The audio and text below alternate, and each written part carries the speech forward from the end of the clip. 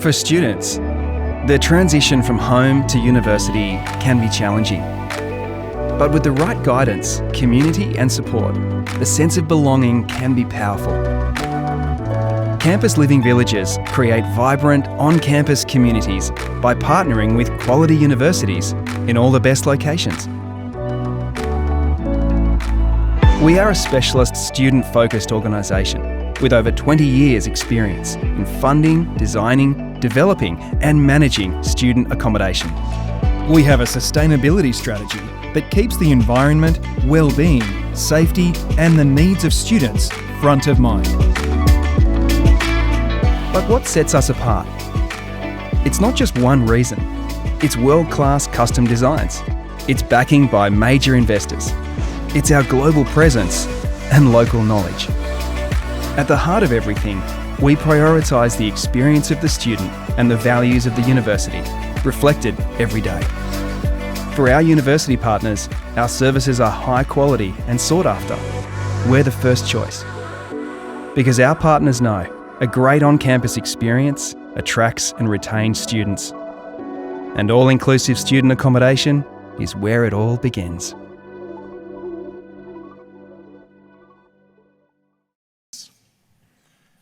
Are people here before Cook or Hartog? Before Homer wrote the Iliad or the Sumerians wrote on clay? Before any written history? And we have the chance this year to give that history a voice. Why does that history, why do that people need a voice? Because they still die younger than the rest of us. Because they are less likely to finish high school than the rest of us. And because they are more likely to go to jail than one of our universities. Now think about that. This is a chance to change that. And that's not me saying that, that's Indigenous Australians. They're asking us for this. They're asking us just to listen. Asking for what is a pretty modest change to the Constitution, but something that could change the lives of a lot of people. That's something worth voting for. This year, we have the chance to make history. Every now and again there are moments when just maybe we get the chance to turn the country of our imagination into something real. And this is one of them. This is a year for big ideas. It's a year for big ideas in education. And that's what I want to talk to you about tonight. But before I do, there's someone I want to thank who has helped us to get to this point. And that is the extraordinary Michelle Brunnages.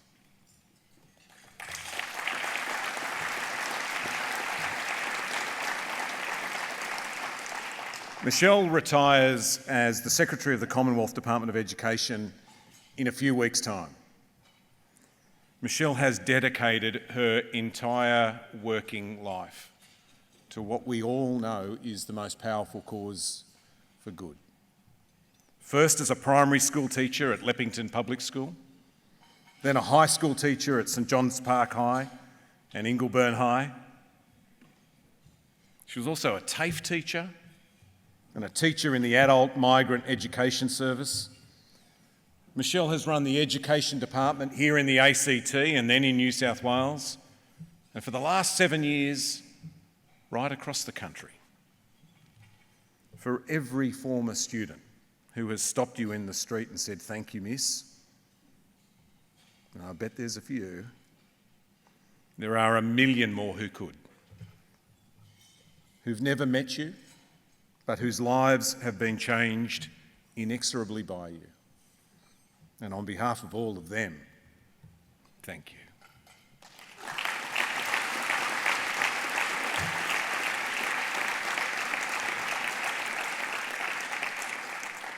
And for everything that you've done to help me in my first few months in the job, from the bottom of my heart, thank you.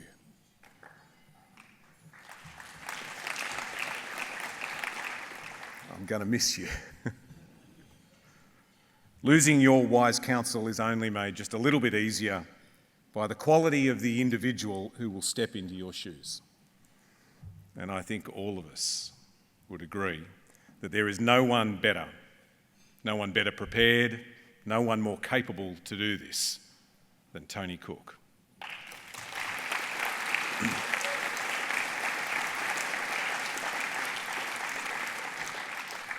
And that's good, Tony, because we've got a lot of work to do.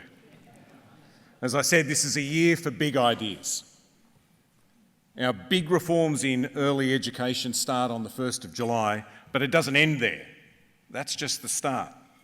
2 weeks ago, the Prime Minister announced that Professor Deborah Brennan AM from the University of New South Wales would lead the most comprehensive review of early education in Australia's history. You all know how important the first 5 years of a child's life are. Everything you see, everything you hear, everything you eat, every smile, every book, every lesson, every friend shape the person that you become. The truth is, it's not childcare, it's education.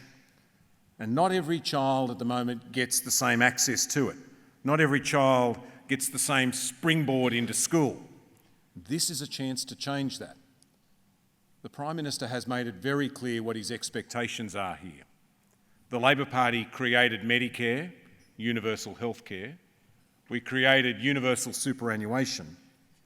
Albo wants to add to that a truly universal early education system.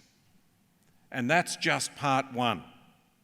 This year we'll also start work on the next National School Reform Agreement. If you're a child from a poor family or from regional Australia or an Indigenous Australian, you are 3 times more likely at the moment to fall behind at school. That's the awful truth. And every year at school, the gap grows bigger. There's unfinished business here. Except for here in the ACT, government schools are still not funded at 100% of the schooling resource standard. And we've committed to working with the states and territories to fix this. Funding's important, but so is what it's spent on, what it's invested in. This, I think, is our last best chance to really shift the dial, to tie funding to the sort of reforms that will really build a better and a fairer education system. What are these reforms? Well, in the next few weeks, I'll announce an expert panel whose job it will be to give education ministers that advice this year. That's part 2. And of course, in higher education, there's the Accord, led by the indefatigable Professor Mary O'Kane. This year is an opportunity to tease out and tackle all of the issues in education. But weaving through all of it is a common thread. I said at this conference last year that if you're a child from a poor family, you're less likely to go to preschool, you're less likely to finish high school, and you're less likely to go to university. I want us to fix that. I really do. These 3 big pieces of work give us a chance to find the ways to do that. Of course, I know that it's the Accord that sits at the front of everyone's mind here. What's possible? What can we achieve? What needs to change? What needs to happen right now?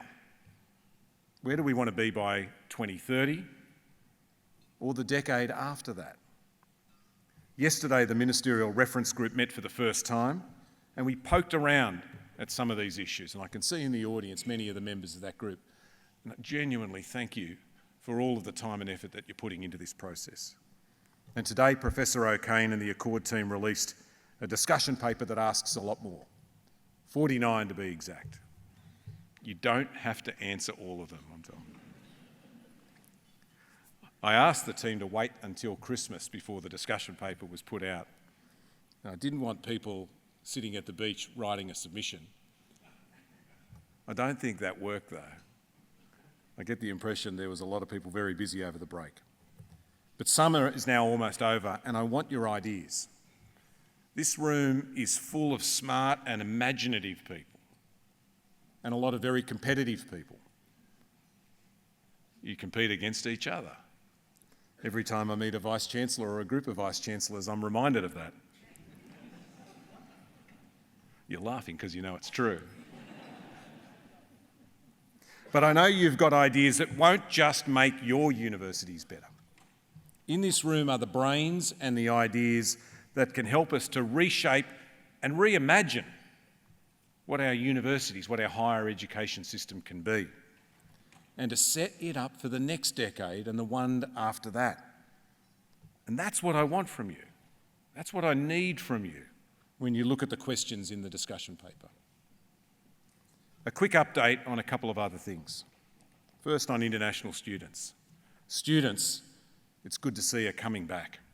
The number of international students starting a degree in the past year is up 38% on what it was the year before. That's good news. And a big part of that is fixing the visa backlog. The number of students waiting for a visa has now been cut by more than half in the last 7 months. The average waiting time for a visa has been cut from 40 days to 12. And as you know, that doesn't just happen. It happens because Michelle met with Pez and did some great work to make it happen. Thank you, Mike. And it means that students are coming back, some faster than others. In the last year, there's been a 160% jump in the number of students coming to Australia from India. 160%. Think about that. On the other hand, the number of Chinese students kicking off degrees in the last year has dropped. Now, that might change with the decision that the Chinese government made in the last few weeks. We now estimate that by the end of this year, it's likely that we'll be back to the same number of international students starting a degree as there was before the pandemic, starting a degree. That's good news because this is the biggest export that we don't dig out of the ground. But that's not good enough.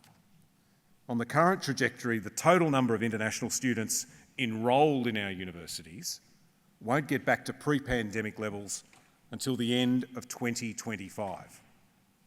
It's a couple of years away. We can do more. At this conference last year, I said I thought there was more that we could do to get more of the students that we teach and train here to stay here once their studies end and help us fill some of the chronic skills gaps in the economy. And now that's going to happen. Yesterday, I announced with Minister Clare O'Neill that from the 1st of July, international students who graduate with skills where we've got a critical shortage of those skills will be able to work in Australia for an extra 2 years. That means someone who gets a bachelor's degree will be able to work here for 4 years instead of 2. Someone who gains a PhD will be able to work here for 6 years instead of 4. Other countries have been eating our lunch. Some are already back to pre-pandemic levels. Some never dipped. Others are way in front. This, I hope, will attract more of the best and brightest to study here in Australia and help Australian businesses that I'm sure you know that are screaming out for more skilled workers. I also said last year that I thought there was more that we could do offshore. And next week, I'll head to India. There, I'll sign the mechanism on the recognition of Australian and Indian qualifications. It locks in the rules for mutual recognition to access education in both of our countries, including the qualifications that we provide online and offshore. And I'm advised that it's the broadest and most favourable recognition agreement that India has ever signed with any country to date. I can see the director thinking, hang on, the US might have to say something about that. I'm also taking with me some of the people in this room. 11 Vice-Chancellors, 5 peak groups and 1 regulator. The Foreign Minister, Penny Wong, will be there at the same time, and the Prime Minister and the Trade Minister will be there the week after that. And I want to thank you in advance for coming. It shows how serious we are, how seriously we treat our relationship with the world's biggest democracy, and what we're doing in education and research, the partnerships that we forge with our Indian counterparts are a big part of that. It's the first of 2 trips that I'll make to India this year. I also want to touch briefly on research. I promised last year to end the political interference, to end the days of ministers vetoing things they didn't like the title of, to end the delays in signing off grant rounds, and to simplify the national interest test. And that's what I've done. I also promised to review the ARC Act, and that work is being led by Professor Margaret Shield alongside Professor Susan Dodds and Professor Mark Hutchinson. The Australian Economic Accelerator legislation is also back in the Parliament, and that is a terrific example of the 2 major political parties working together. It's also a great example of universities and government working together, and universities and business. You can't get enough of that. And in a few weeks, I'll introduce legislation to create a startup year.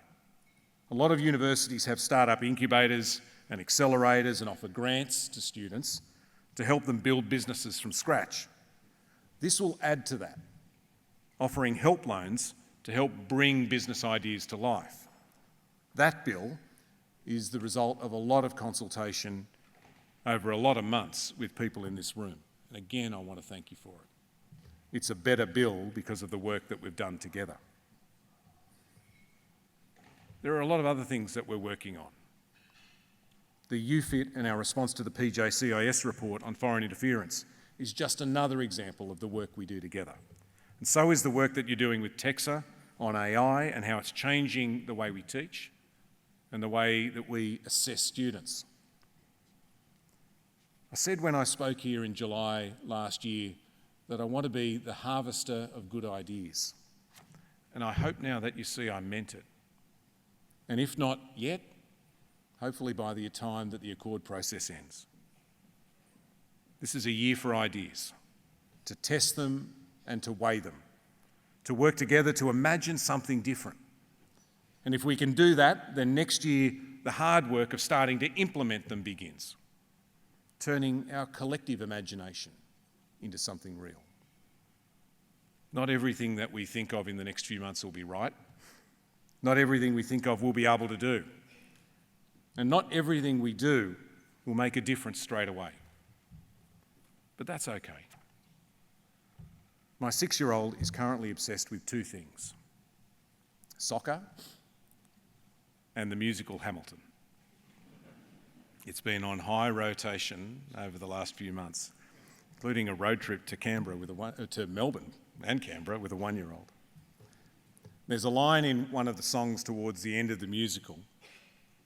It talks about planting seeds in a garden you never get to see. And writing this speech, that line kept repeating in my head. Planting seeds in a garden you never get to see. That's what real, long-lasting reform is all about. It grows with time. That sort of reform, though, only happens and only endures if it's planted in good soil and if it's tended to by bipartisanship. And that's my hope for this year. That we test each other and trust each other. And that in all of the work that we do together, we forge a genuine accord, a blueprint for real and long-lasting change. And that we together make the most of this moment. Thank you very much.